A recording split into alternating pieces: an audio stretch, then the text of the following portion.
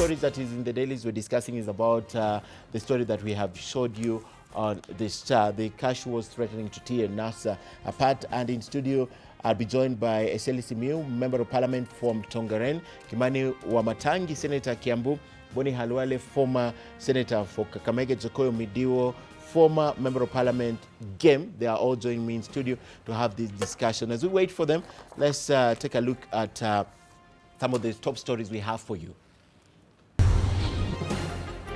Now, witnesses who saw two traffic police officers get beaten by a tuk-tuk operator talk to NTV exclusively. NHIF CEO Geoffrey Mwangi and Finance Director Wilbert Kruger to spend another night behind bars. And three Chinese nationals tried with bribing police officers in SGR ticketing fraud investigated and presented in court.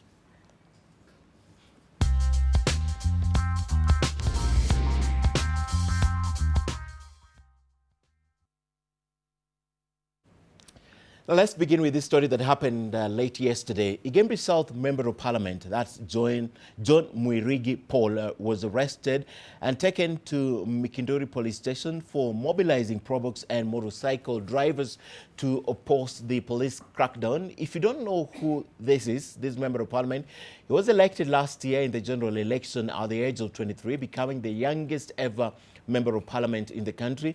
He was previously a third-year student pursuing a degree in education, which apparently he's still doing. Now, Tigania East Division Police Commander Sami Kosgei confirmed the arrest, which took place yesterday afternoon. Muirigi was apprehended in connection to yesterday morning's incident in which transporters blocked the road in protest against the ongoing crackdown. He was taken to the station, that is Tigania East in Meru County. Mikindori Town Chief Jacob Mishuki told the nation that the MP was with people who attempted to remove police roadblocks at Kiguchwa market along Mikindori, that's in Maua.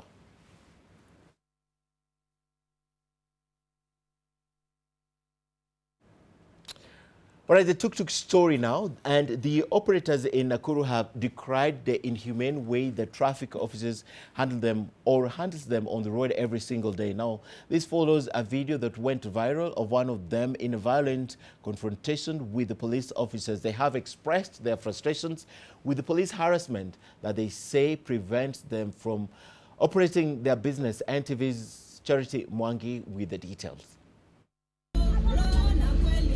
A tuk-tuk rider taking on two traffic police officers and getting the better of them in Nakuru has raised questions on what really transpired, leading to such a violent confrontation. Witnesses who saw events unfold say police actions triggered the rider's rage. Kasimamisha tukutuku ya kwanza, ya pili, sasa tatu kuja kusimama. Tualidhani inaenda yaka kageuka na rungu kama amepiga side. The police officer who allegedly broke the side mirror is said to have casually walked away. The rider followed and inquired why the police officer had vandalized his vehicle. Witnesses say the police officer insulted him, upon which the gloves came off. Kaile kwa kimbiza kona tena amemvunjia windscreen screen ya mbele, akashuka sasa ndio alichukua mawe kaanza kuwapi, kapiga mmoja ya kichwa, mmoja akapotea kaenda huko kwa barabara. The tuk-tuk rider says he had just dropped off passengers in Free Area Nakuru and was headed back to town when the police officers stopped him. He had 3 passengers on board and the officers were stopping other tuk-tuks that were in front of him. He claims they were collecting bribes. Afande tu Kenya anafanya huo mrefu mplao, Kenya anafanya tu ni kuitisha races na anachukua pesa yenye iko ndani na anakuachilia unaenda. The second one hivyo. They did not wait for him to stop, despite the fact that he was trying to get to the other side of the road and one of them broke his side mirror. Mimi nilikasirika na askari, manake wamenikosea, wameangusha windscreen yangu, side mirror wameangusha. Hawataki kukusikiza, ndio wako kazi na mimi pia niko kazi. Hawezi niheshimu mimi kama mwenye wanachunga. Road users, more so border operators, have in the recent past raised concerns about police harassment during operations to enforce Michuki rules. The hostility between the police and the riders, especially in Nakuru, has been simmering. In January 2011, a police operation provided a public spectacle that went on for over 7 minutes. The social media video that became an instant sensation began with the officer completely subdued by the civilians in the vehicle.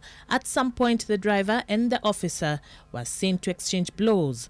The violence escalated with the traffic officer reaching for his handcuffs to use as a weapon, and the driver going for rocks that seemed more effective. The public seemed to already have a favorite as they defended the civilian in this modern-day David versus Goliath duel. Fast forward to October 23, 2018, a teachers' protest revealed yet another form of aggression towards law enforcers, with one of the protesters sneaking up behind an officer and attacking him with a stick.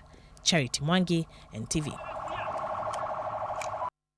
Now, after that report, here's another brief story about an ill-mannered police officer. Now, the police driver carrying 2 passengers in a lorry last evening hit a Nation Media Group vehicle carrying reporters from an assignment and asked them to report the incident wherever they wished, and immediately drove off. The 3:30 o'clock incident along the Cardinal Otunga Street opposite Holy Family Basilica.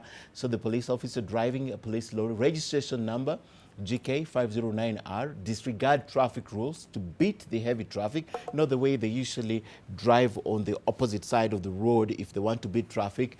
And the truck straddled 2 lanes and hit the vehicle. He then briefly stopped the lorry, asked the reporter on the ground whether they had taken enough pictures. The pictures were showing you of him, and he drove off. The driver of the Nation Media Group car, that's the pickup registration KCB 203, reported that incident at the Nairobi Area Traffic Division, and the damage that was caused on the rear right light, which also broke. Police have confirmed an investigation into the case as the face of the officer is clearly being seen, and a run of the number plate has shown where the police lorry is assigned.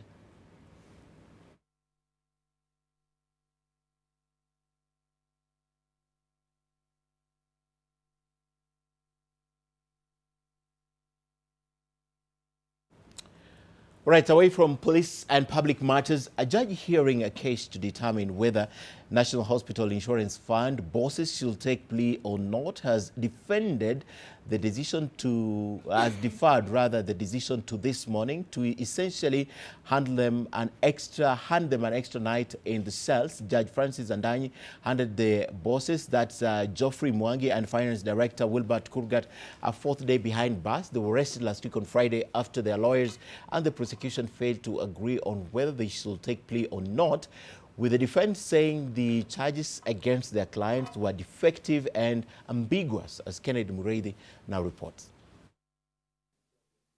It will be another cold night in the cells for NHIF CEO Geoffrey Mwangi and the fund's finance director Wilbert Kurgat after the judge handling their case, Francis Andanyi, deferred a ruling on whether they should take a plea or not. My apologies, I'm unable to deliver the ruling herein at once. Right away, I'll have to deliver it tomorrow at 11:30 a.m. The defense argued that the charge sheet as presented before court was defective, ambiguous and lacked sufficient information for their clients to take plea, while the prosecution accused the defense team of employing delayed tactics in a manner to derail the case. Plea taking is therefore not a ritual. It must be meaningful both to the court and to the accused persons. If this court were to entertain the kind of application and submission I have had this morning, coming from the defense, the court would politely be telling us, pack your bags and go. There must have been a set of documents required from the accused person at the time of investigations. And there must have been individuals who keep those documents. And those documents were availed to the best of the knowledge of the accused persons, at least from the instructions that we have. The authority of this court is under serious threat.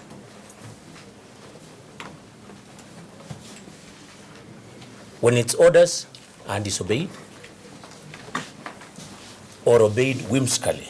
The two were arrested on Friday evening and have been in custody since. They are accused of conspiring to defeat justice and disobedience of lawful order. Other officers at NHIF under probe include Nicodemus Odongo, who is the Director Strategy, Planning and Marketing, Dina Kirwa, who is the Director Corporate Services, and Gibson Kamau, who is the Head of Registration, Compliance and Operations. Others being sought are Abdul Galgalo of Munishram International Business Systems, Hannah Mureidi, Grace Kimani, Naomi Aluoch, Gilbert Osoro and Kim Luon Chesaina. Kennedy Muredi, NTV.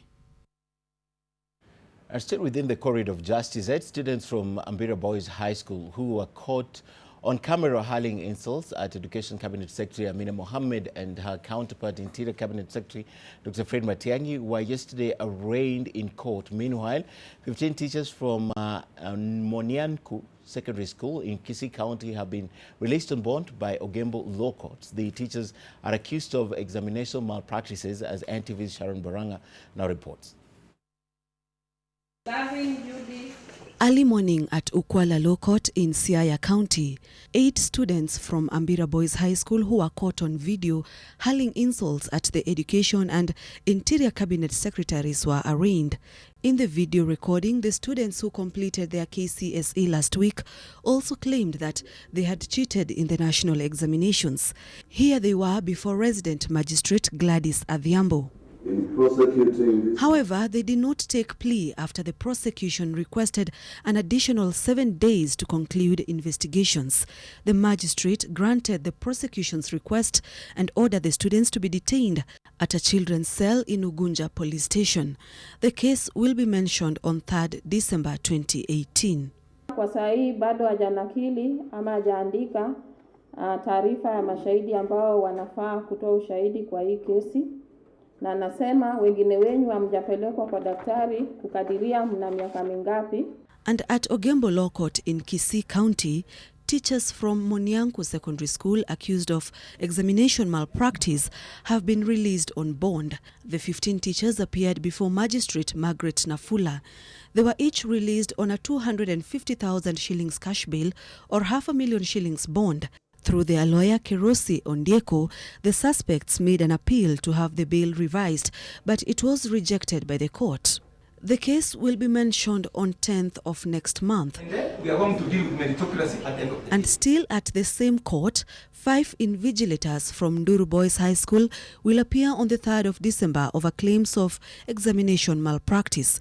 The 5 will be arraigned alongside 18 candidates who were found with notes in their underwear as they were writing their history exam. The prosecution said the invigilators failed to frisk the candidates. The invigilators were released on a 5,000 shillings bond, with each of them required to report to Nyamarambe Police Station on November 29th. Sharon Baranga, NTV. All right, those are some of the stories we had for you yesterday, and they're still making headlines, including the story about John Muirigi, the young member of parliament who was arrested yesterday. If he wasn't released, you don't have the latest reports. We assume he'll be presented before court and charged with whatever offense, traffic offense, or whichever offense, or obstruction of justice, or whatever he'll be charged with. Let's wait and see. But was arrested yesterday and accused of obstructing the police from carrying on with what's going on with the Michuki rules, you know, the abrupt inspections on the road and all. We're following that story for you as soon as we have details this morning of what happened to him. If he spent a night in police custody, we'll definitely be telling you. But we're in studio to speak about some of the stories making headlines right now. We're still waiting for Jacoyo Midiwo, but we have the senator from Kiambu County, Kimani Wamatangi, joining us. We have Boni Halwale, former Senator Kakamega, and we have Eseli Simiu, Member of Parliament from Tongaren. Gentlemen, good morning and welcome to the show. Morning, Second week, you're stuck with me here. Yes. You're stuck with me here. I need your initial comments about the NHIF story and the fact that these officials have been arrested, others are being sought. But the detectives are saying in their radar are about 10 possible firms that have been involved in impropriety in one way or another. I like your initial comments because this is the national insurer. I begin with Member of Parliament from Tongaren. Yes, I think the issue here is what exactly are they charging them for? Because it's not very clear. They say they failed to release some documents, they failed to do what? Right now it's just about obstruction of justice, but they were under investigation. So if they were under investigation, then the best thing would have been to actually charge them with whatever crime that they have found they committed. Because at the moment it looks like it's just a fishing trip. It doesn't, I've gone through it several times and I've wondered what are they really charging them for? That there were some documents they didn't release. Yes. I thought when they went in there, they just picked all the documents. Well, they were not waiting to be given any document. Okay. So it's a bit strange, the way it's being handled. Okay. We know that NHIF has always been in the news for all the wrong reasons for a long time. But right now would be a dangerous time to really rock the boat, because it's expected to be the main driver of the universal health care that we are trying to implement in the country. So it will be interesting to know exactly what their failure was. Okay. Because if they hark back to some issue about some land in Karen, which I was a member of the last Parliament's Health Committee, and we actually dealt with that. And at that time, this CEO was not the CEO about that land saga in Karen. So it looks like more of like fishing, a fishing expedition. But if there is really something serious there, they should charge them with those offenses rather than looking for some obscure reason like obstruction. To charge them. Because Daily Nation is reporting that detectives believe there are as many as 10 most obnoxious scandals at the national insurer. Now they believe, that's not a... You believe they are fishing? That's not a premise to charge anybody, that you believe. I mean, it's not. I think they better get serious. Okay. They are dealing with a national hospital insurer for the whole country, which is the engine for the universal health care. They should not damage it before it actually gets to implement what is supposed to be one of the big four. Okay. Yeah. All right, Mheshimiwa Boni, your initial comments about the arrest, because there is an argument that it's taken too long to arrest them and investigations are never concluding on the National Hospital Insurance Fund. I want to agree with Honorable Seri that we are more interested in what it is that they committed rather than their failure to be cooperative during the investigations, which calls into question the manner in which the DCI has been conducting investigations. We have seen in many cases members of the public, upon being arrested, being arraigned in court and being kept in court for very many weeks on the premise that,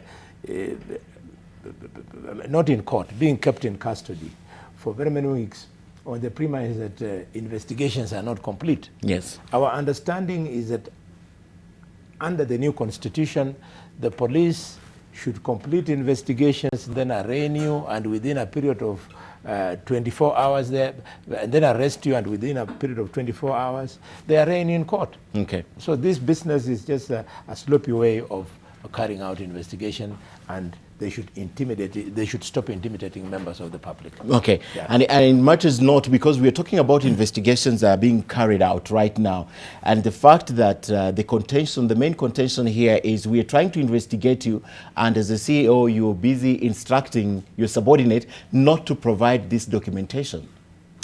I have no problem with that. I mean, if the CEO felt that documents should be released in an orderly manner, probably this is why he told these people that please don't release until we have met as a board and arranged the documents in a particular way. Okay. I have been in charge of investigatory processes, and I know that when you are doing investigations in Parliament, for example, you don't witch hunt, you don't intimidate. In fact, you give the person you're investigating time to go and organize their documents, Okay. so that they can bring to you in a manner that will make sense. Okay. Yeah, yeah. So from where you sit, Mheshimiwa, it was absolutely unnecessary. Completely. Okay.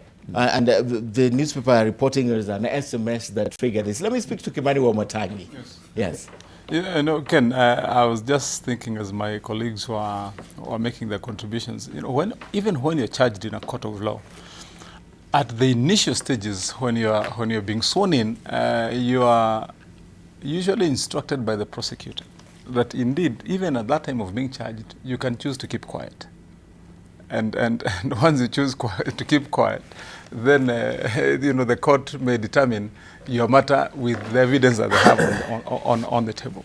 And actually, when that is expounded more, there's a clause that they insert that you're not bound to incriminate yourself by what you say, other than by the evidence that's adduced. And I think probably the best approach, in my view, although on the other hand, that obstruction of justice is still a charge that can be preferred against you in court. But I think that the neater way, in my view, to do it would have been, to have the charges themselves, let them be known, and then once the charges are there, then definitely, the investigating arms then would seek to further either be given leeway to gain more access, and also probably seek a court order for the release of the evidence that they want. Because the court is in a position to order that we require this item and this document from the person that we are charging,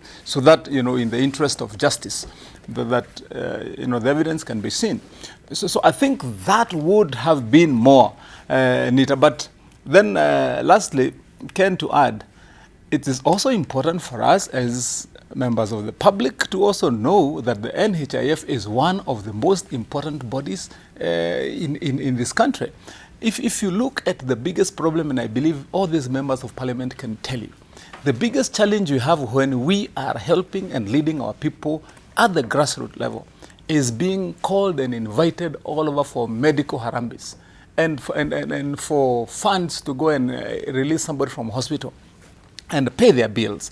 And at this time when it was starting to look very good, as though the NHIF could come and at least people get to understand it, register with it, and resolve once and for all. And for example, Ken, in my county, we did a massive sensitization and recruitment of members of the public into NHIF because when members of the public are well enlightened about the role, capacity, and mandate of NHIF, then you find most of those issues that bedevil our people on medical bills and medication can be dealt with.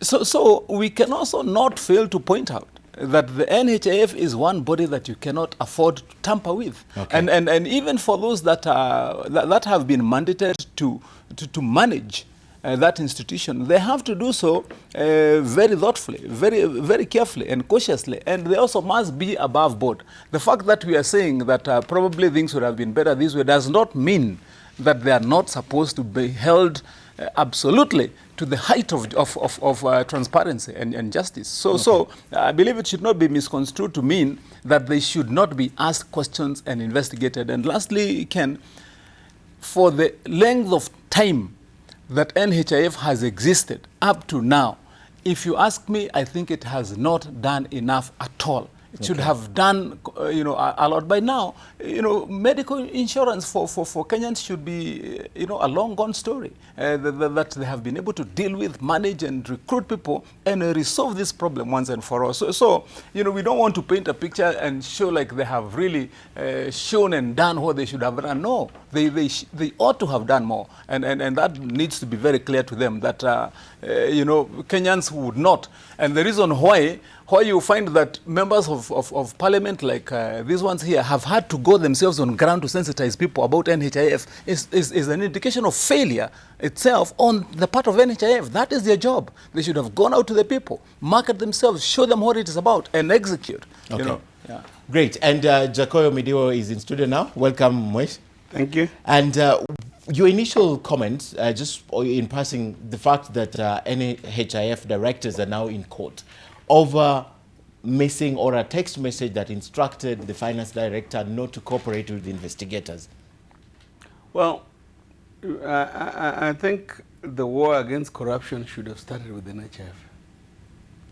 I'm shocked that Bonnie is saying they should not be in court.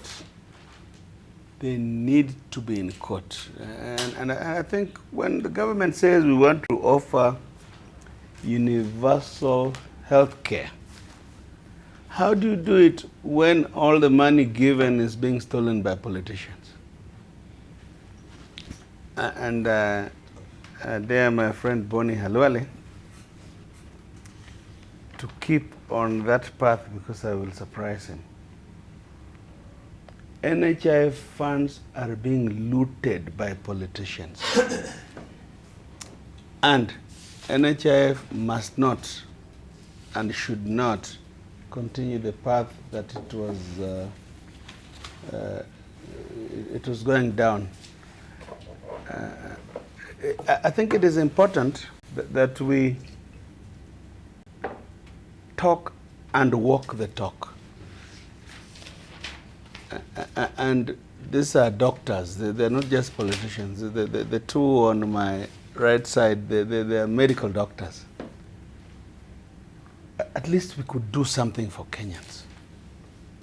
And NHIF is the only way to do it because we are forcefully deducting money from you and the rest of Kenyans so that we can give them something, at least some relief. Like Honorable Senator Matangi has said, it is too much. We can't be taking money from somewhere to help people to survive medically. And politicians are stealing from NHIF. And I can tell you a very long story of how NHIF in the last campaigns financed the Jubilee government. And it must not be. So now that they have been charged, let them go and clear their names. I mean, what is wrong with charging people in court? They have been charged in court. It is the right place to be. Let the court system. The problem is with the judiciary that is not making Kenyans move forward. And I love the new space the president has found himself in. He is advocating for prosecution of criminals. I mean, these are criminals, really. Real criminals. Let us charge them and let us make sure that Kenyans can live free at last. Okay. But this initial presentation before Court Jacoy is just because they obstructed investigations. It's not about any charge, about any impropriety. I can tell you, there's plenty to charge them with. Plenty. Too much to charge them with. Okay. Too much. And the politicians will come and defend them. They will come out to defend them. But the issue is there impropriety in NHIF? And it is. And how I hope the DPP could move from NHIF to NSSF. Hapo ndio kuna shida. They're stealing from us. They're robbing Kenyans. In fact, until National Housing Corporation is starting a parallel NSSF, because this other one is not working. Even that one is being started to steal from it. And we can't allow that. I mean, at least for the rest of us who can wake up in the morning and talk, just say no to it. Okay. Say no to graft, because the graft... Come in briefly. With due respect to Jacoy, I think you are answering a different question. The question was not whether investigation should be done at NHIF or not. The question was, is it right to take these people to court on that funny charge of obstruction of justice and stuff? So we were not saying NHIF investigation should not be done there. We are merely saying, let them focus on the core issue. The core issue at the NHIF is the theft that you're describing. But now to deviate from that, and now the focus in the whole country is on the fact that these NHIF officers send small text messages to each other. It's not the issue. It's not that we are opposite. Yeah, but you know, there is a lot of political interference. A lot of political interference. Not just them, because there's too much money involved. Do you or don't you believe that there's theft at NHIF? Do you or don't you believe? We have doctors who are billing NHIF for monies they have not worked for.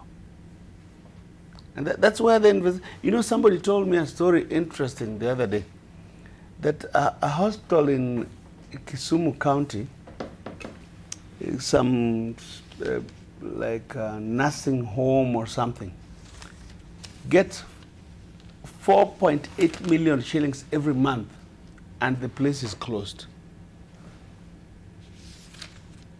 by billing NHIF. You know, Kenyans stealing from Kenyans. You know, we must stop them, and the DPP must have just the wherewithal to do it for Kenyans.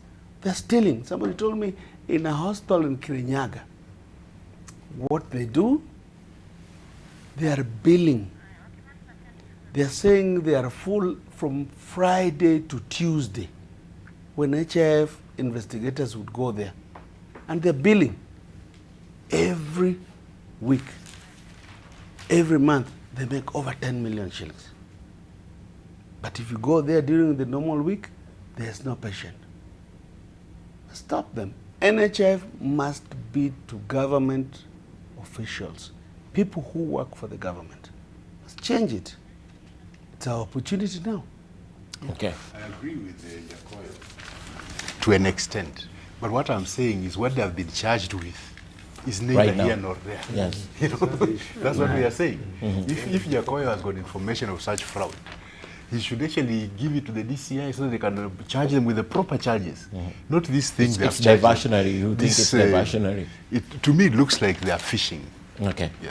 All right, gentlemen, we have 3 topics to discuss when we come back. I'd like to talk about reports that the ODM leader Raila Odinga and Wiper leader Kalonzo Musyoka are under intense pressure from their supporters because they feel they want a share of the pie right now that they've been appointed. So there are so many application letters at Wiper headquarters and ODM headquarters, and they're asking them to grant them jobs where they have been posted. I'd like to talk about this. I'd also like to talk about something that Senator Wamatangi must speak about, because he is one of the members of parliament who spoke on Sunday about the church donations and dismissed Musalia Mudavadi, who just said members of parliament, churches should not accept contributions. I'd like also to speak about the NASA affiliate parties and in turmoil because they are demanding a share of the pie. And what's happening is that they have now decided to withhold the individual party funds that goes to NASA. And this is, as the Star puts it, NASA Secretariat is starving as each party keeps contribution from members of parliament. I'd like to discuss those 3 aspects when we come back. But first, let's take a break on AM Live. We will be back with my panel.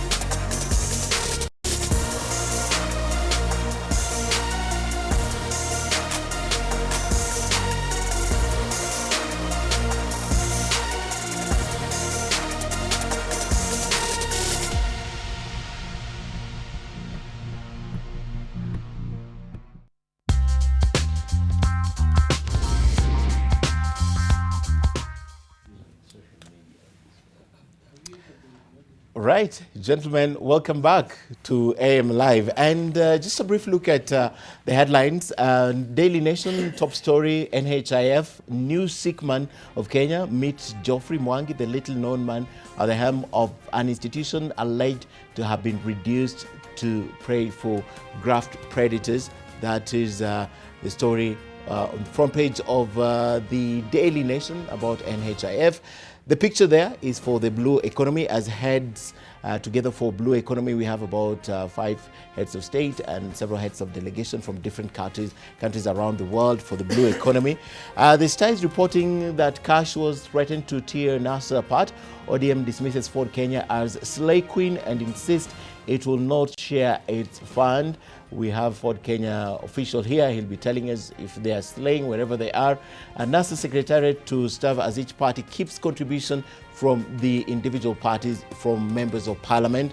The People Daily is reporting that Kenya will be fishing 1.4 trillion from its waters blue economy. That is, President Uhuru outlines 35 projects, some of which have kicked off, that could cure our country's financial woes, create jobs for millions of youth. And the pictorial is also from the blue economy. And the Business Daily is telling you how UNEP bosses spend 5.8 billion shillings on travel in 2 years. Audit finds that Nairobi-based agencies' top managers had little regard to rules. That's the headline. Business Daily reporting. The pictorial again is for the blue economy. And finally, the Standard SMS that landed the National Hospital Insurance Fund chiefs in hot soup. That's on the Standard. And the man that was caught beating 2 police officers, that's traffic police officers in Nakuru, also spoke out. The story found on the pages of the Standard. Well, pick your daily, but begin with the Nation and get all the stories that you need to know. All right, gentlemen, welcome back. Let's talk about the issues. And Bonnie, I'd just like your response coming from Ford Kenya. And ODM dismissed Ford Kenya as slay queen and insists it will not share the funds. That's about one topic of discussions we're having this morning. So what is Ford Kenya saying? I'm the deputy party leader of Kenya. And under our party discipline, I am not the spokesman of the party. Okay. So we are lucky to have our Secretary General with us. I would allow him to lead us in that particular direction. All right, go ahead. But you'll have a comment, Bonnie. I will have a comment. Proximity. I think one, the unfortunate comment by ODM Secretary General, I believe, Edwin Sifuna, likening Ford Kenya to slay queen, is very unfortunate, and I would advise my young brother Sifuna that politics is a hard game. Watch your language. Watch your language. Remember, the strongest party in the region you come from is Ford Kenya. So please mind your language. We have been very civil in our reference to ODM. We've not called them sharks, despite they are refusing to share the money with us. So he should refrain from using such derogatory language. Okay. Then there are issues, yes. There are issues because some people keep on insisting that NASA exists. You saw what the governor of Kakamega said. The governor of Kakamega said he's a deputy party leader of ODM. And he said it somewhere in Kisii that NASA doesn't exist. And ODM is looking to forge other alliances. I hope the alliances that ODM will forge, they will actually treat their partners more civilly rather than the way they have treated their partners currently. And as they say, history repeats itself. So whoever will be wanting to make a partnership with ODM had better look at what ODM is doing to its partners now.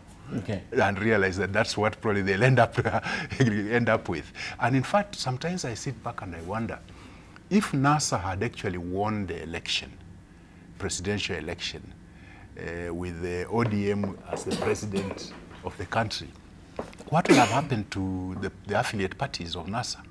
If without winning, they're running roughshod over their affiliates in the coalition, then it tells you a lot of what would have transpired if actually NASA had won the election. Okay. Perhaps they would have dipped 6 stars all by now. Then the other thing is, you know, the members of NASA have been contributing money 10,000 shillings per month per member to the NASA Secretariat. I was supposed to be a co-chair of NASA. We've never met since elections. I don't know what this money has been doing. It's over 1 million shillings a month going to the NASA Secretariat. So we want a full account of what this money has been doing. Okay. Because we've not been given a full account of it.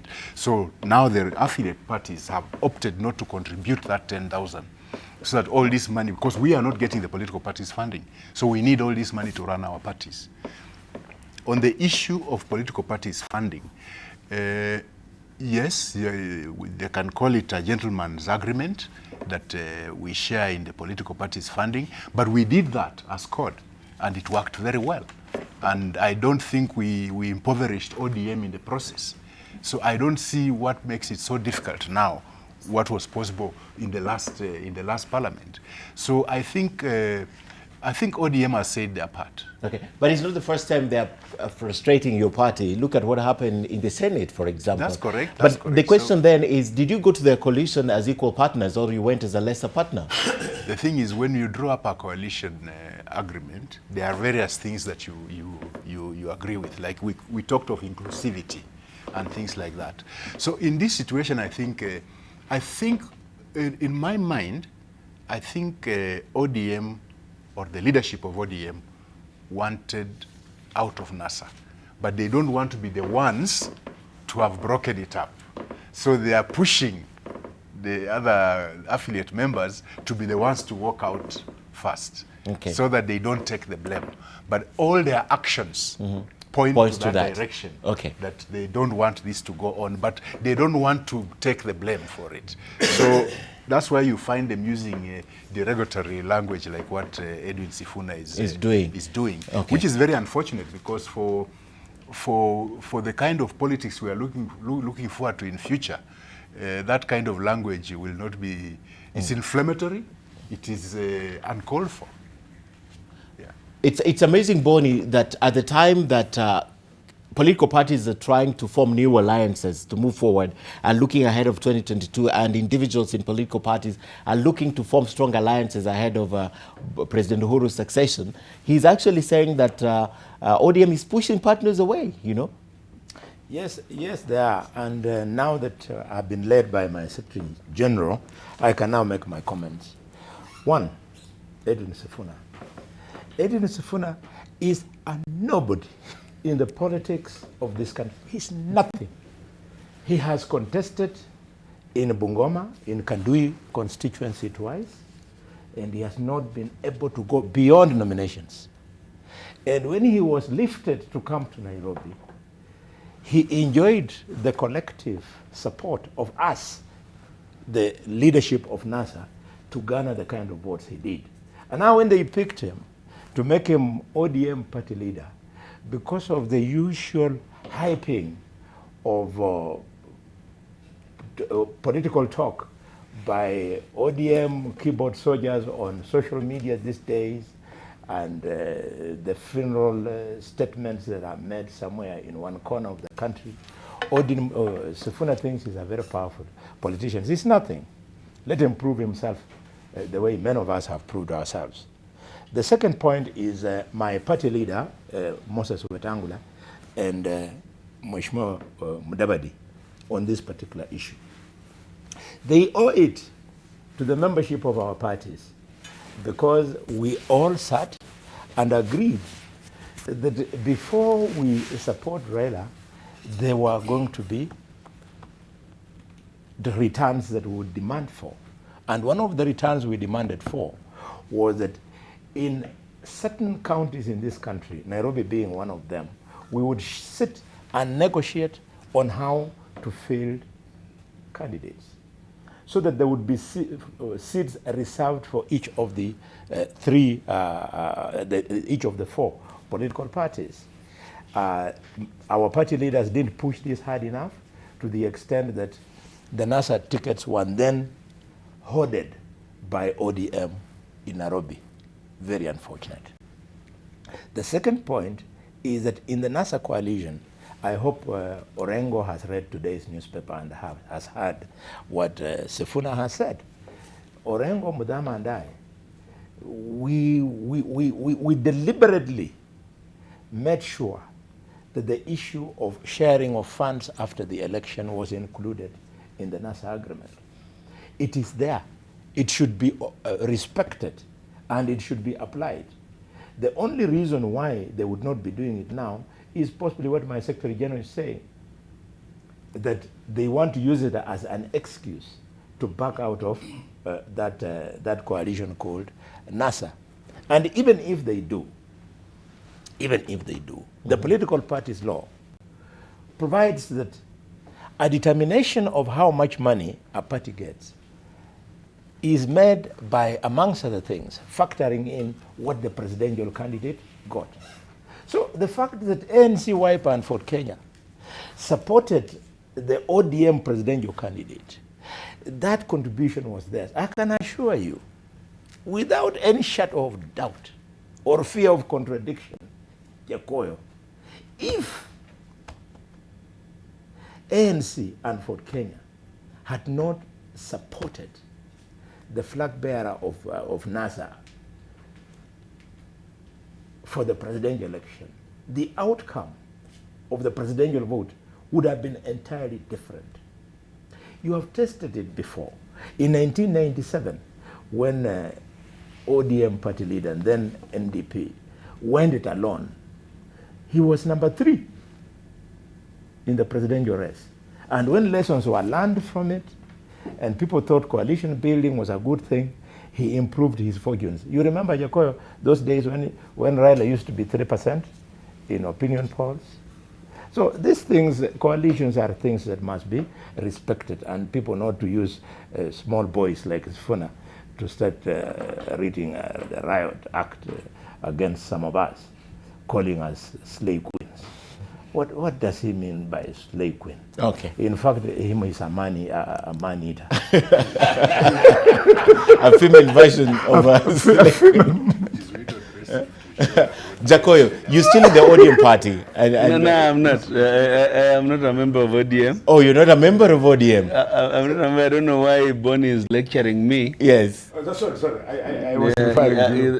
In the last elections, I was actually an independent. Yes. I was kicked out from ODM. Yes. And I don't You think kicked out, Mheshimiwa, or you opted to go independent? No, I was kicked out. You were kicked out? I was kicked out. Okay. The people who thought they can play God. Omatang is enjoying this moment. People who can play God. And I'm happy Bonnie has mentioned some of, although, talking about slave queens, I think Bonnie is the new slave queen politically. I think he has sold his soul. He is a good slave queen politically. But I don't think Ford Kenya deserves to be treated the way it's being treated. I don't think so. I think Ford Kenya is a good political party, especially when Bonnie is not there. I thought Wetangula was shortchanged in a planned manner, and I don't think he deserved to be shortchanged after the campaigns. Okay. But that is ODM for you. I am not a member, and I don't think I want to say more about a party that you don't belong to. I don't know. Bonnie is the one who was sleeping with it. He was the slave queen. He was the one who was sleeping with it.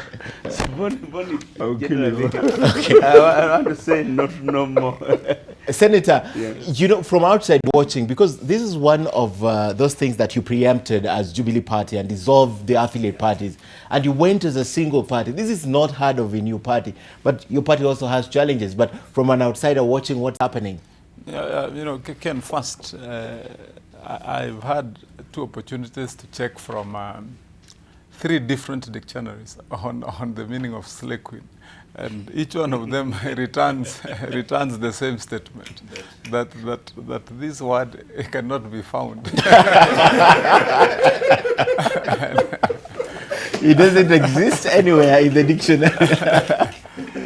Okay. You know, having said that, Ken, yes, it's also important, I think, Mheshimiwa Eseli forgot to tell you that Ford Kenya now and I believe that the announcement that they made a few days ago are correct, as appeared in the media yesterday, that they are now actual rivals to ODM and their interest, because Ford Kenya has declared that they will be running in the 2022 election, and none other than Mheshimiwa Eseli has been tasked with the heavy duty of leading the campaigns for their presidential candidate. And so that tells you that definitely there's a departure from commonality of political interests with ODM. But what you said lastly, Ken, is actually the truth.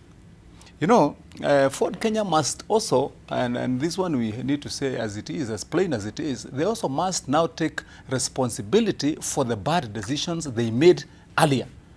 Because, again, the political parties act, and as far as sharing of the funding for political parties is concerned, only recognizes a political party. And you see, these gentlemen, as you have said, were they were tricked that particular time to get into a deal whereby, other than going in as one party, they decided to go all as a whole, you know, consortium of parties, but still retaining the independence, such that come the time of sharing the loot, the law does not recognize NASA.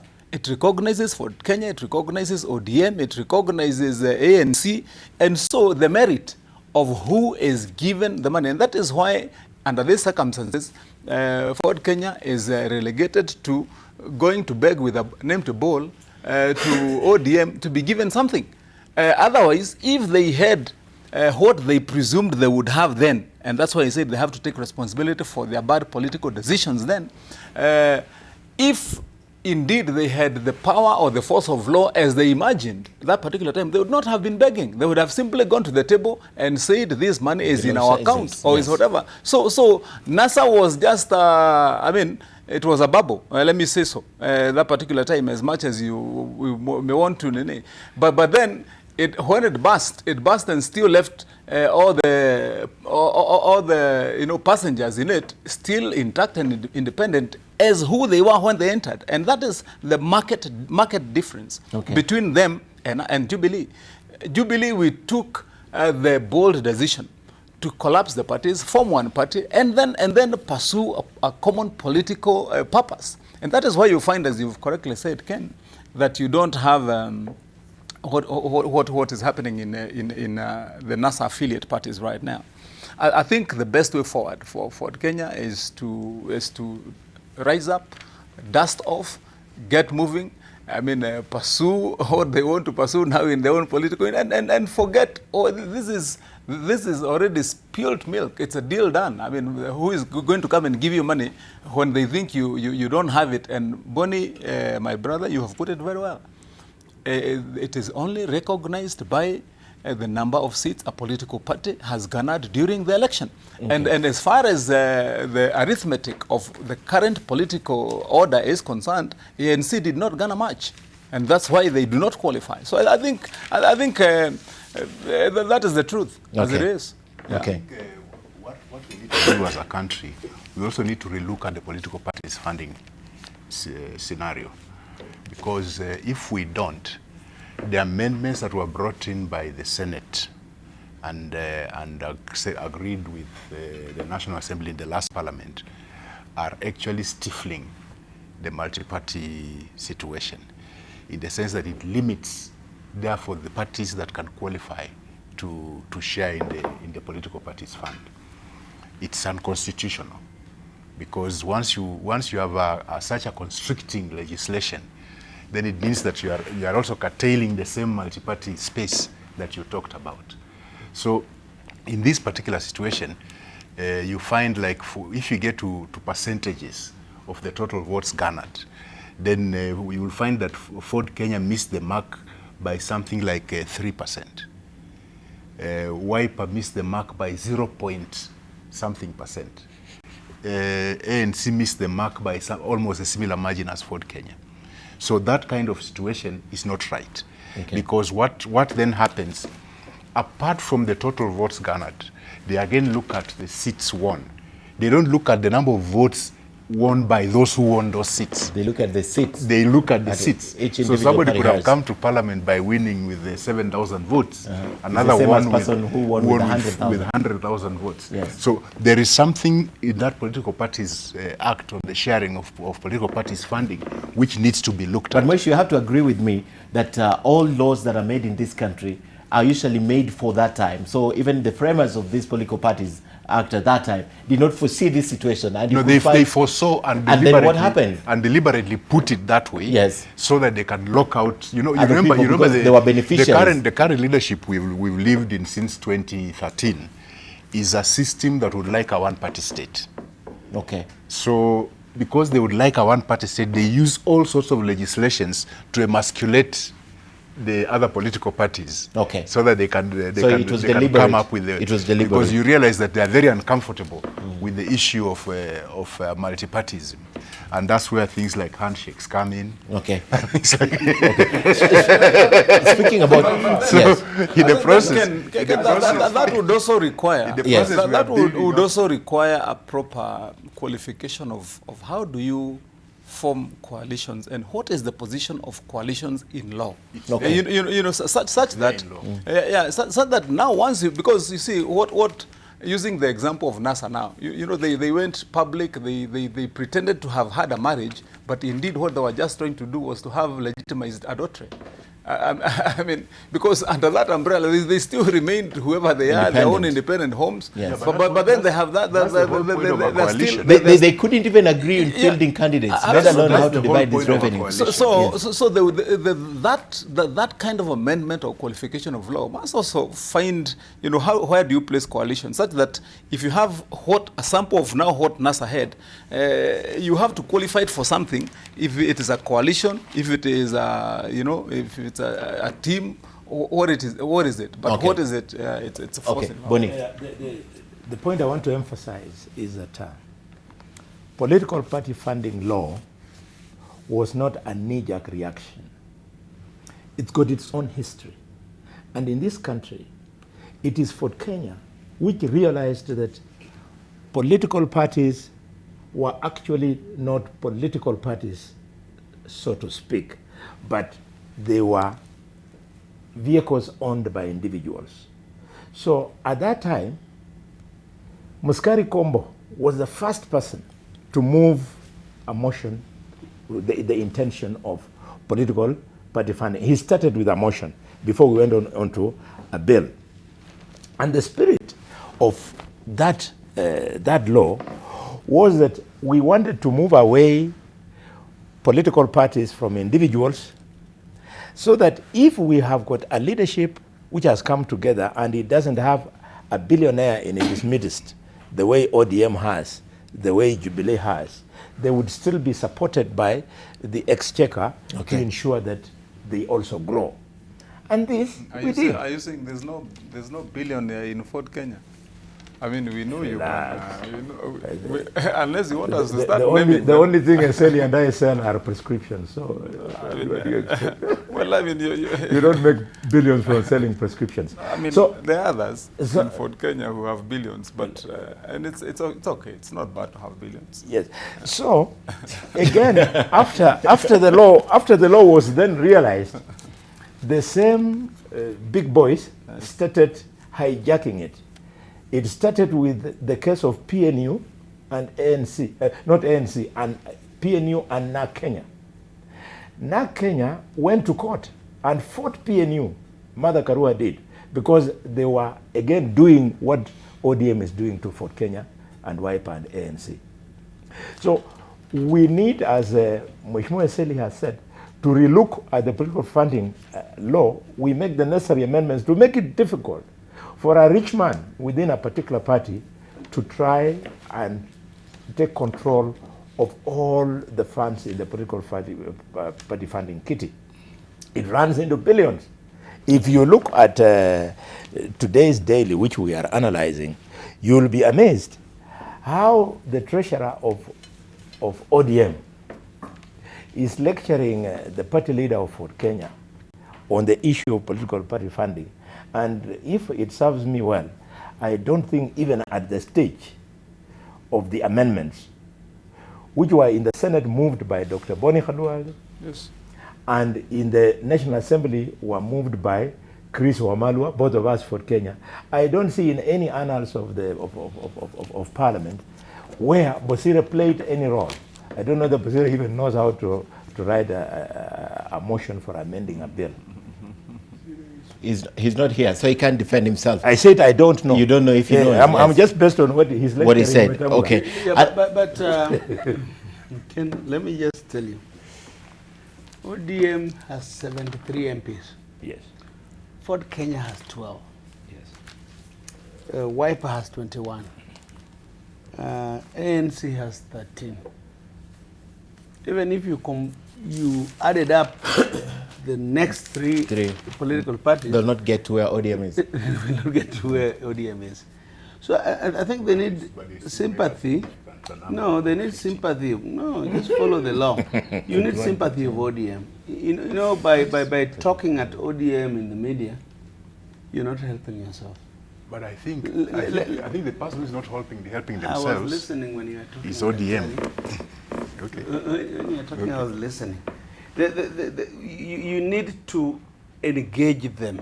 I'm not a fan of the things they do, their abrasiveness and all those things. But what I'm saying, you need to engage them for a piece of the pie.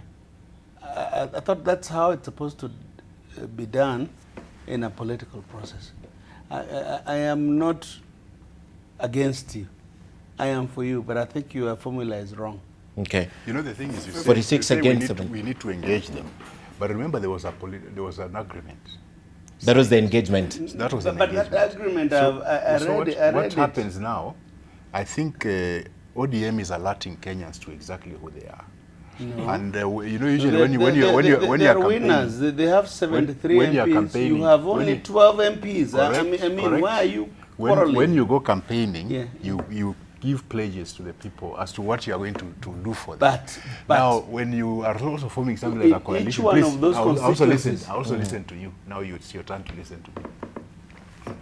Now, when you go to campaign, you are actually issuing pledges to the people what you will do for them. It's the same thing like when you are forming a coalition, you are also reaching an agreement with your partners as to how you will move forward from there.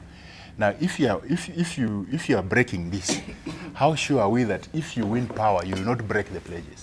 But what is there to break? So you are already setting a precedent, which might reflect on what you might actually do if you win. Ken, what is there to break? When these people were campaigning, remember they kicked us out of their political configuration.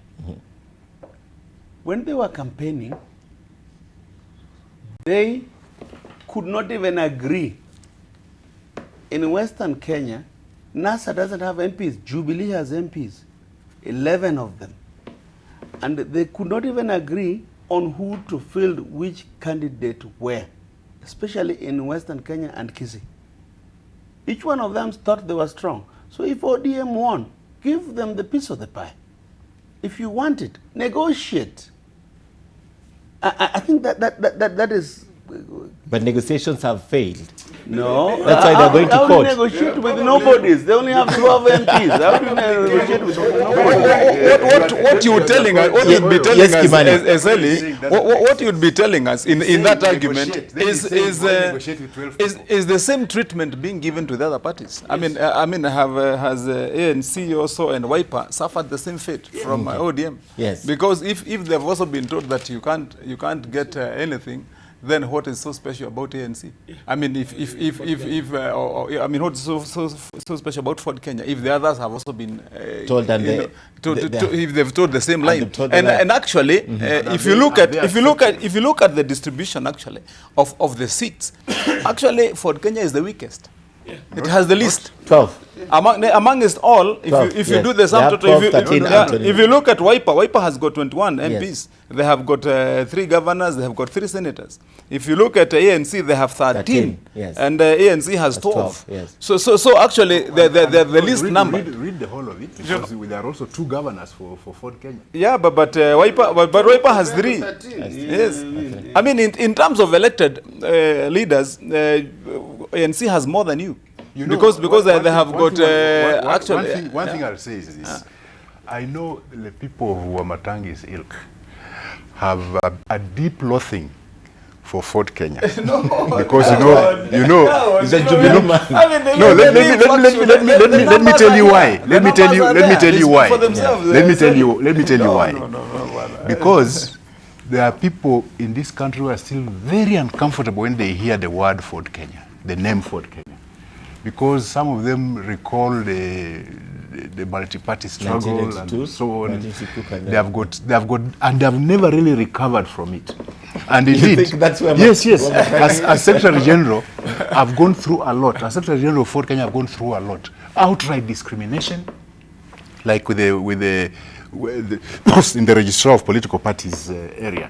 You find things done, roadblocks put in your way for no good reason. When in the rundown to the elections at the IEBC, it's like somebody has been sent specifically to, to hurt you. So I think don't lie. But let me finish. Don't worry, Wamatangi. Now we are back as the party. We are not bothering about the coalition anymore. We are rebuilding. As a national, you've not seen the last of us. In fact, I dare to remind you that we are 25, actually 26 years old now, while Jubilee is hardly 2 years old. Okay. I can assure you, we will outlast Jubilee. As far as that's concerned, Ken, that is no issue. I mean, how long they last, how strong they intend to be, we have no issue with that. I mean, they already have a record, and the record that you have set speaks a lot. And so those that your 26-year record is anyways there, you can't erase it. But if you're promising to be better people, I mean, to plan more, in a more smarter way, I mean, to expand your political thoughts, I mean, who has anything to object to? The most important thing is Ken, and we were just trying to expound on this factually. The reason why the reason why there were those comments by Sifuna, and if now that's an eye opener for you as Ford Kenya, that you need to do things in a smarter way. And like I said earlier, you made a decision that was not wise. Okay. I mean, to go into a deal that was written with pencil on blot paper, and so anybody can be able to tear it, erase it, and throw it away. And it had no anchor in law. And we saw that in the Senate. The recent example. It's misleading the public. A coalition document has an anchor in law. No, I'm talking about. You cannot say it has no anchor in law. It has a foundation in law. But a deal entered in a boardroom, you cannot. But you can't be able at all to enforce that against a written law. A statute. You can't. And that's let's the conclude dilemma you're this in. with Bonnie. Bonnie, let's conclude this for us. We have to move forward. Just 2 points of correcting Wamatangi and Jakoyo. Wamatangi, don't confuse a coalition agreement with an MOU. A coalition agreement, once endorsed by the parties involved and filed at the Registrar of Political Parties, it has the force of law. It is not an MOU. Jakoyo Midio, I've never understood, you'll respond, let me finish with this, Jakoyo Midio. I've never understood why outsiders from our region want to give the impression that they understand our politics better than us. When you face Kenyans this morning and you tell them that it is Jubilee and ODM who are the main players in Kisii and in Western, where do you get these facts from? For your information, in Kisii, ODM does not have a single elected MP. Ford Kenya has 2. The rest are shared with the other political parties. That is in Kisii.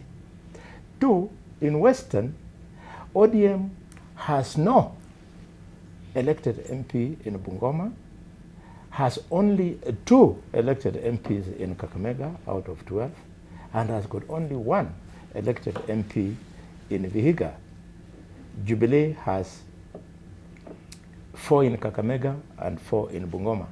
The rest of all those MPs are shared between ANC and Ford Kenya. Please give us facts. The point I am seeing, Jakoyo, is that tone of anger You know, yeah, that tone of anger that things are starting to look a bit misty for your party, and of course, its party leader. He's partyless. Jacoy is partyless. You know, he knows what I'm talking about. Yes. He's a Zion of a dynasty called the Jaramogi dynasty. So he knows what I'm talking about. But Bonnie, if we got Jacoy right, he just said you could not agree in Western Kenya and in Kisii on how to share the seats. That's why perhaps you lost. He did not say. No, we didn't lose. We got the seats. That's why NASA lost where they should have gained. That's if I got it NASA, right. NASA, just a minute. NASA got 95% of the vote in Western. So how can you call 95% losing? And let's get this correct. Just because there was a handshake doesn't mean that there was electoral justice in the last election. No. The handshake did not sanitize the electoral injustices committed in the last Gentlemen, election. can we agree to get over this basing on those numbers, if you base the numbers based on those injustices committed in the last election, that was created by Bonnie, we just and Jacoy also will respond to this just briefly. One statement that you know the impression that Bonnie you've given is wrong, either in both in concept and in law.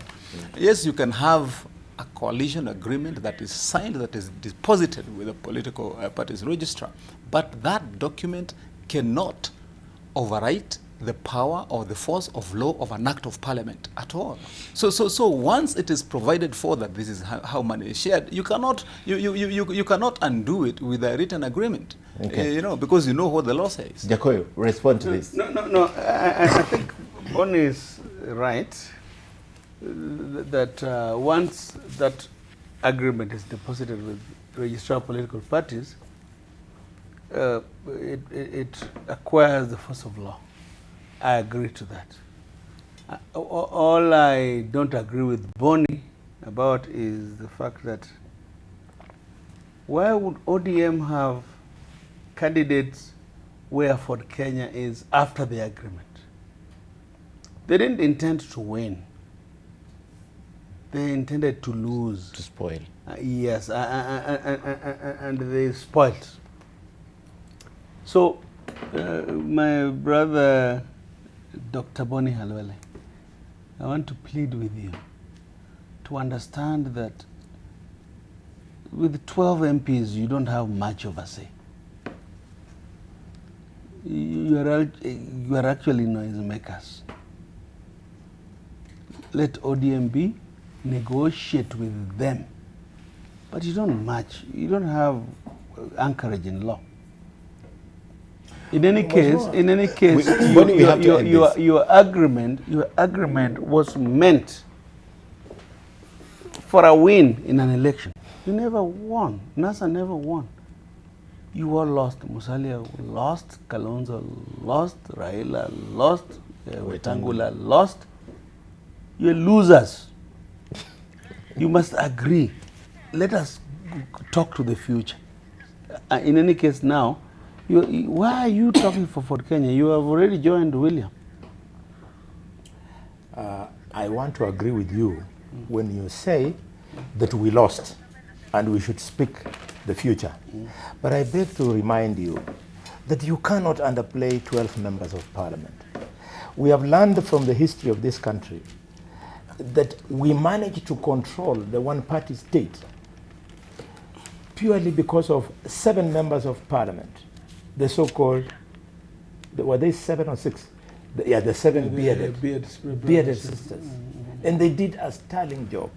You don't always find success in parliament out of numbers. And you've been in parliament for many years, Mwami, you know that even in a parliament of 210, as it used to be, when you go into the actual participation into business, it's usually less than 50 people, 50 members of parliament who are active. So we want to give respect to the 12 members of parliament of Fort Kenya. And we would like that as we count those 12, it should always be remembered that Fort Kenya, on top of that, has got a senator and has got 2 counties with governors, deputy governors, and speakers, and leaders of majority, and so on. Finally, I want you to wean yourself off this obsession about William Ruto. We cannot be feeding Kenyans, just a minute, we cannot be feeding Kenyans with William Ruto every day we come here. Wean yourself off. Accept that it's all over. between Fort Kenya and ODM, between Khalwale and Raila. It's all over. If it was right for William Ruto to campaign for Raila in 2007, Mudavadi to campaign for Raila in 2007, Khalwale to campaign for Mudavadi in 2013, and Mudavadi and Wetangula to campaign for Raila in 2017, what would be wrong if another pattern emerged and it came to pass that Khalwale is campaigning for Ruto? What is the big deal? We don't owe you support. Okay. We negotiate for support. Okay. That's a very big We deal. need to move on. Let's move on, yeah. You are Zeko, we need to he move is the on. one who has been campaigning against William Ruto. Now that And I you thi- bring William, this gentleman here, if he's a gentleman, he is the one who has been campaigning against William Ruto. You know, Halwale, you will never get away with it. We have spoken too much about it. When we say we want to speak to the future, we are speaking to the future, meaning whoever may want to lead us going into the future. Okay. And if they are not righteous, we will talk about them. And if you talk for them, we will challenge you. Okay. Yeah. All right. On that note, now that we're speaking about the deputy president, let's take a look at some of these responses that we had over the weekend over the issue that the Amani National Congress leader raised about politicians and taking their money to churches and urging churches not to accept this money. Musalia alikuwa kwingine, sijui alitoa ngapi, lakini ananunguna eti tunatoa pesa mingi kanisani na anauliza tunazitoa wapi. Anasema kwa magazeti, kwa mitandao, anasema huyu pesa anatoa ni kuiba, ameiba. Mimi nimeuliza, sitaki kusema ile Duale ameuliza, imeibiwa ya nani? Kama sisi hatuulizi yeye akipelekea pesa yake breweries, bona anauliza deputy president maswali akikuja kujenga kanisa ya Mungu. Amongst the richest Kenyans in this country, you're not the richest Kenyan. Wewe si ule tajiri mkubwa ndani ya hii nchi. Kwa hivyo, kama matajiri wengi wako na pesa na wameamua kukalia, wasitafute jinsi ya kunyang'anya na kukataza ambao wanataka kusaidia kanisa. Wakipeleka mtu wakijenga nyumba South Africa, mwingine anunue ile kitu ananunua, vile wewe ulivyosema, usikue hasla hapa nyumbani na ukue hasla binguni. Ama namna gani? Watu wengi wanasumbuliwa na ile kazi mimi ninafanya ya maendeleo ya taifa letu la Kenya, ya kujenga makanisa na kufanya yale mambo mengine, lakini mimi nataka niwaeleze watulie, wawache maneno mingi. Hakuna haraka, hakuna shida, kila mtu afanye kazi yake, na hakuna haja ya kusumbuliwa na mambo ya 2022. 2022 itakuja na itapita.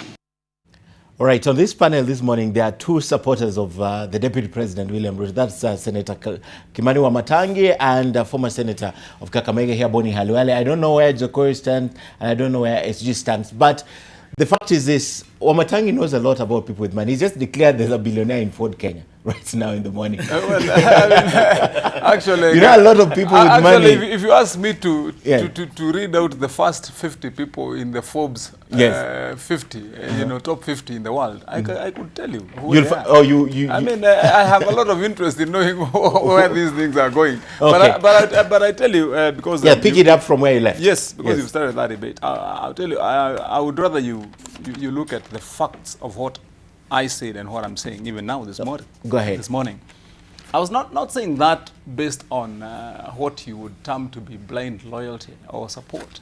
I mean, I was just being factual, and I've maintained my political stance and philosophy on being factual about some of the things that are hard sometimes for people to say when things seem different. And you see, whether there is political contestation or not, there are facts that you can't sweep away or wish away. One, when it comes to giving in a church, when it comes to contribution, let me start on the one side of the concept or the natural inclination of Kenyans. Ken Kenyans are very poor philanthropists. That's a fact, I'll tell you, because I've gone around this country. I ran a foundation myself that I've run for 16 years. I've seen it. I've been to Pokot, I've been to Kitui, I've been to wherever. Bonnie Halwale here will tell you, I went to put up water tanks for impoverished people in Makueni with the center for that place when there was an oil spill. I have done it in Kwale, I have done it all over this country, including in my county. And if you go to Pokot, I was there some other time going around, you find every children's home, a girls' rescue center. You ask you who helped you this one. In this one, they say it's the Red Cross. It is this one was done by you know, all those international donors and so on.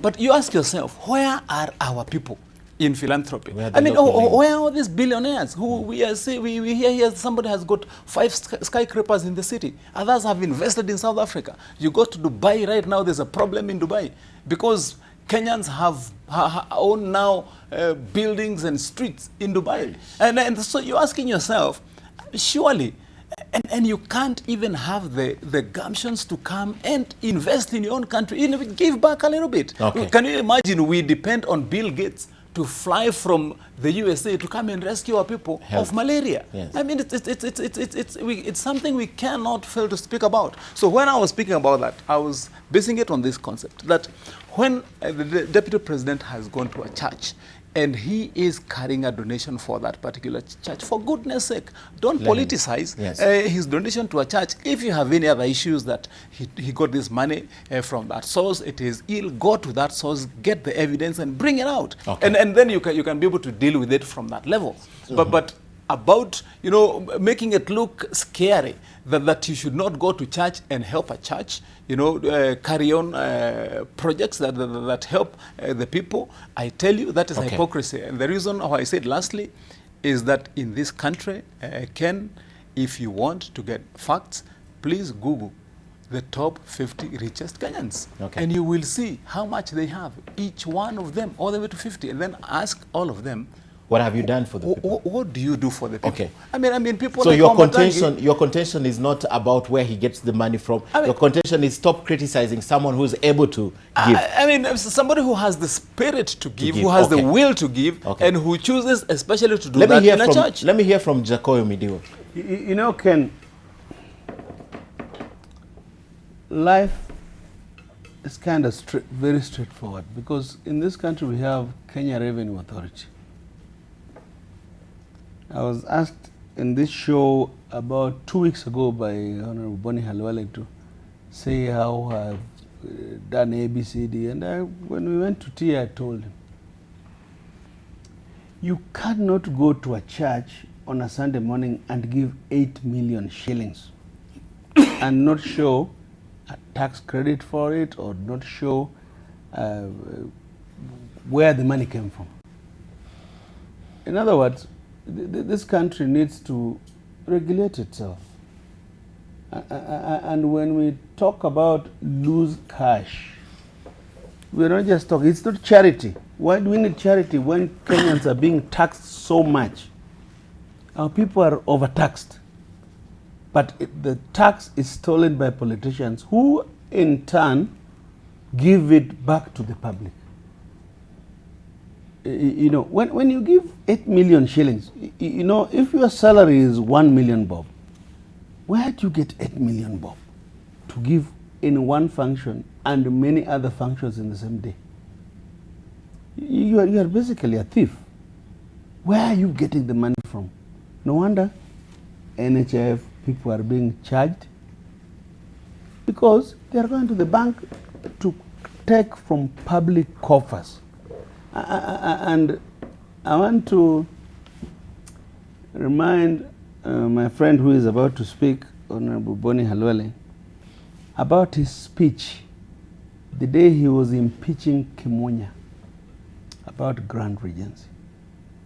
I want to invite you to listen to yourself that day. I watched it about 2 days ago. Just try to listen to what you said on the floor of Parliament. Then we shall one day meet. We are not criminalizing donations. We're saying you can donate. But Please, let us know where your money is coming from. I mean, how is that too much to ask?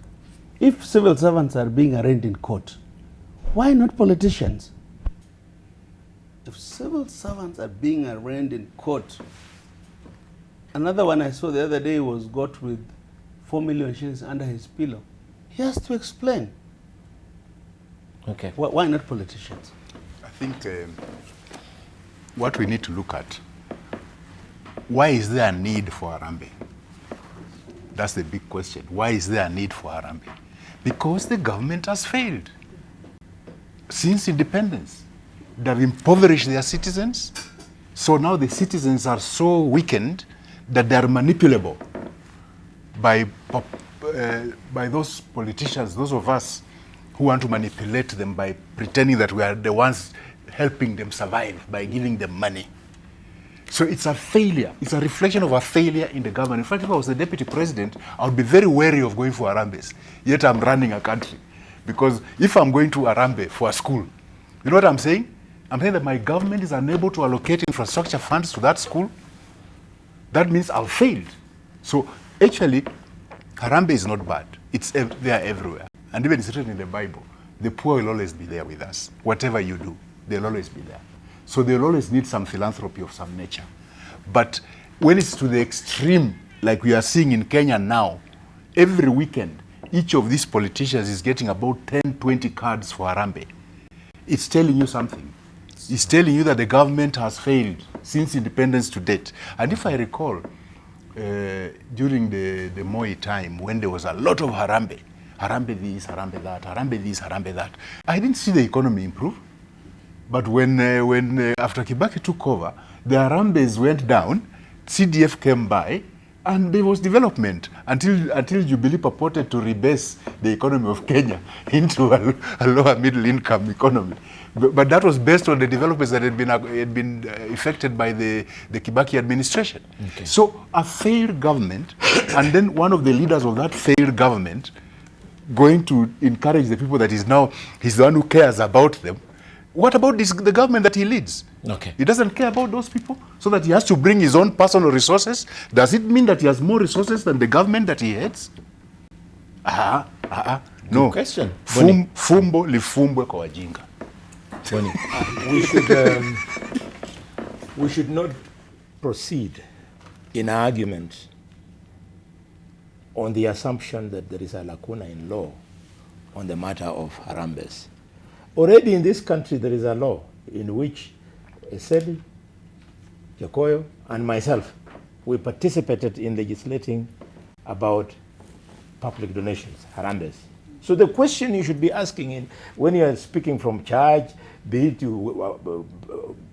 you a politician or whatever kind of person, is the donation being done in contravention of the existing law on public donations?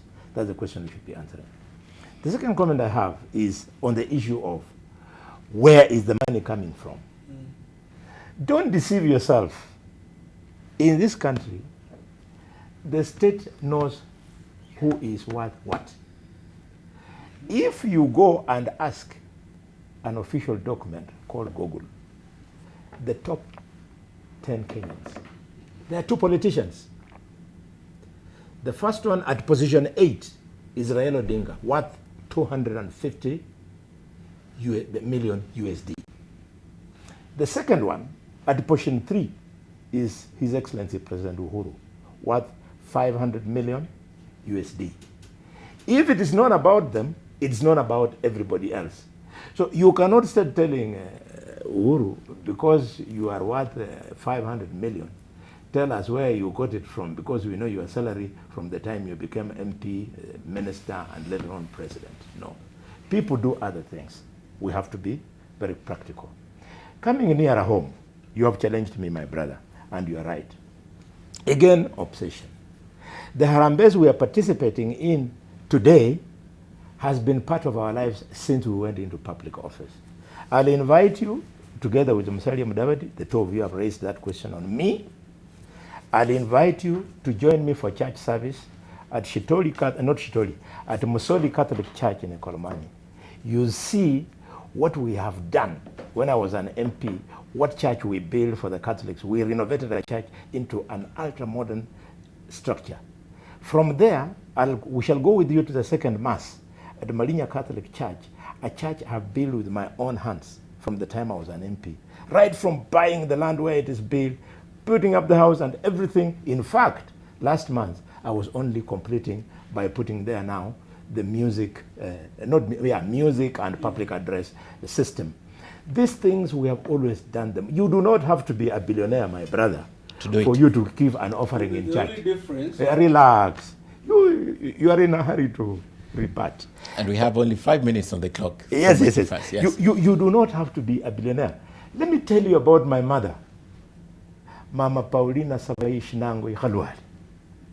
She told the Catholic Church, where we go to, that woman, from her proceeds of brewing changa, she actually delivered in 1973 an iron sheet which was written on Paulina Sabai Shinangwe Khalwali.